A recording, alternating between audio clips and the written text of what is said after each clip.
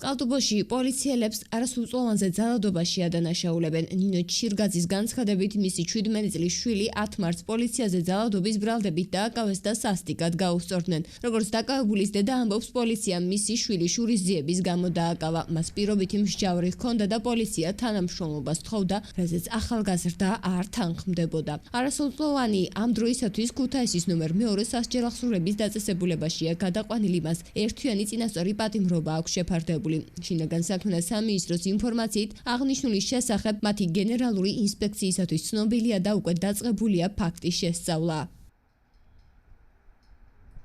ჩემი არის ისა პირობითი მსჯავრი, მაგრამ პოლიციამ დააკავა შურისძიების მიზნით. წინ დღეს უნახია, მოადგილეს დათოს და უთქვია, მალე გაგთხრი ლომს ტრაქში. გადმოდიოდა ლიანდაგებიდან, ჩემი შვილი მიაყენეს სრულიად უცხო მანქანა, პოლიციის მანქანა, ჩვეულებრივ ჩაცმული და ეუბნებიან, სად მიდიხარ, რატო შემაგინეო? მე არ შემიგინებიაო, გადმოვიდა ეს ნიკა და დაუწყო ბავშვს ძალით მანქანაში ჩაჯდომა და ცემა. სადაც არ უნდა ენახათ, ეუბნებოდნენ, რომ ჩვენთან ინთანამშრომლე. ჩემს შვილს არ უნდა მაგენის დანახვა საერთოდ. ვერ იტანდა მაგენს საერთოდ ჩემი შვილი დასანახა. ხდება ჩემი შვილის დაკავება, როდესაც სახლში ბრუნდება პურით ხელში.